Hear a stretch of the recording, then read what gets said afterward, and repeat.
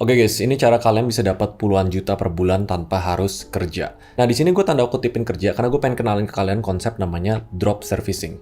Ini doesn't matter kalian nggak punya pengalaman service apa, nggak bisa desain, nggak bisa coding, kalian tuh bisa ngelakuin ini. Jadi menurut gue ini salah satu ide bisnis yang siapapun bisa lakuin karena kita tinggal di namanya gig economy. Sekarang tuh gara-gara pandemi apalagi ya, makin banyak orang nyari jasa melalui online, terus mereka bisa deliver jasa itu juga melalui online. Contohnya kayak logo, editing, dan lain-lain. Nah, tapi kalau misalnya kita mau masuk ke gig economy, kita tuh butuh skill. Nah, konsep drop servicing itu mirip sama konsep dropship. Jadi kalian nggak perlu punya barangnya, nggak perlu punya skillnya, tapi kalian bisa jual itu ke orang lain.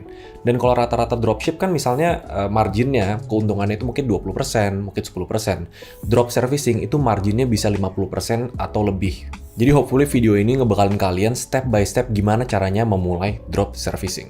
Nah, step pertama adalah kalian perlu tentuin dulu idenya apa, atau jasa apa yang kalian mau jual. Kalau menurut gue ini harus kalian research dulu kayak jasa-jasa apa yang bisa dijual secara mahal, atau jasa-jasa apa yang lagi tren. Biar video ini gampang, misalnya kalian udah berhasil research, kalian ketemu jasa editing.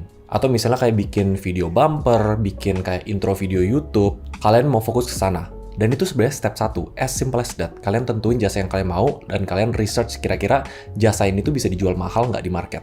Nah, step 2 tuh agak teknis. Ini video bakal gue bikin to the point dan secepat mungkin, biar kalian bisa langsung implementasi skillnya. Analoginya, kalian udah nemuin jasa yang kalian mau jual melalui drop servicing ini. Misalnya skill editing. Nah, pertama tuh kalian list down dulu. Kalau misalnya sebagai editor, ini kalian harus research ya. Sebagai editor tuh misalnya ada jasa apa aja. Misalnya bikin animasi, bikin video intro, bikin bumper, bikin apapun itulah. Jadi kalian harus list down service-service apa aja yang kalian bisa jual ke orang. Nah, step 2-nya setelah tentuin service adalah cari freelancer-freelancer melalui marketplace. Contohnya yang paling sering gue sebutin adalah Fiverr, Upwork, Freelancer, 1000lancer.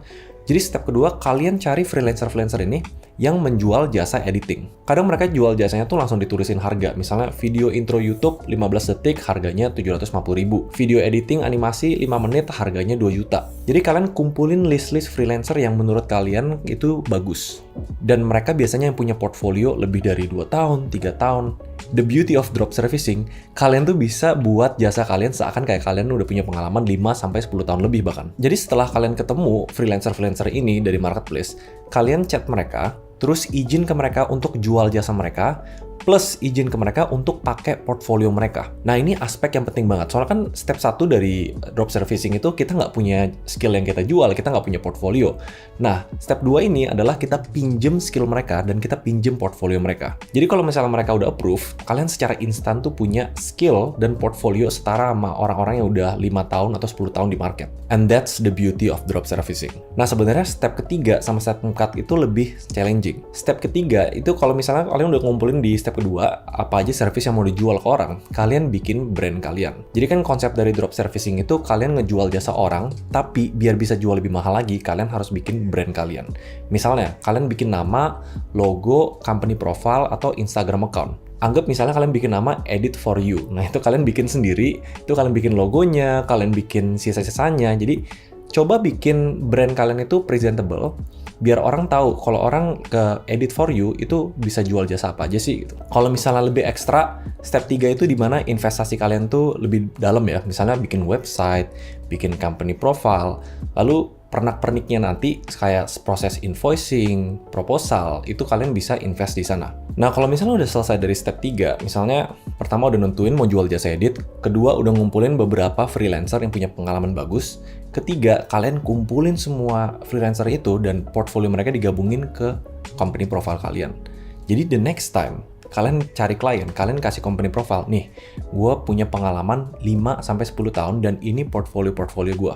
Jadi secara nggak langsung kalian udah punya itu karena kalian merepresentasikan freelancer-freelancer ini. Nah, step 4 itu biasanya lebih tricky. Gimana cara cari klien? Sebenarnya gue udah bikin 2 video, even in detail gimana cara cari klien. Ada metode inbound, ada metode outbound. Ini ada di video ini. Nah, jadinya kalau misalnya kalian udah punya brand untuk drop servicing ini, kalian tinggal jual jasanya.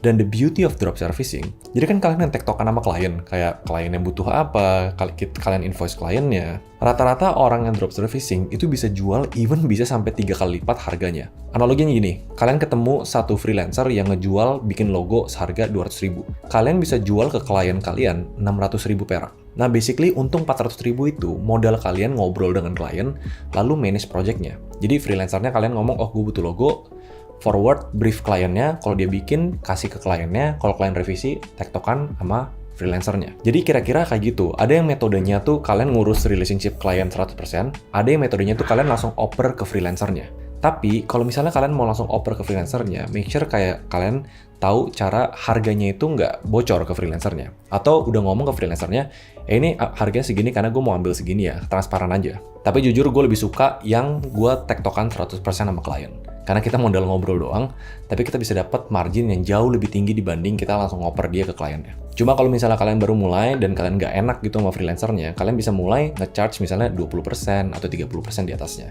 Jadi kalau ada video editor bikin 750.000 untuk bikin YouTube intro, kalian jual ke klien 1 juta gitu misalnya. Jadi sebenarnya drop servicing ini tuh bisa dilakuin siapa aja, tapi kebanyakan orang mungkin terhambat di step 3. Gimana cara gue bikin brandingnya, gimana cara gue bikin desainnya, gimana cara apa. Itu banyak banget resource di Google bisa dicari. Tapi kalau misalnya amit-amit nih kalian nggak bisa ngelakuin itu semua, ya udah kalian jual jasa logo. Terus kalian masuk ke Facebook group, kalian masuk ke Instagram, kalian masuk ke Discord server. Mulai dengan simple, gue jual jasa bikin logo nih, gue jual jasa bikin apa nih gitu. Dan kalian bisa pamerin portfolio si freelancer ini sebagai portfolio kalian.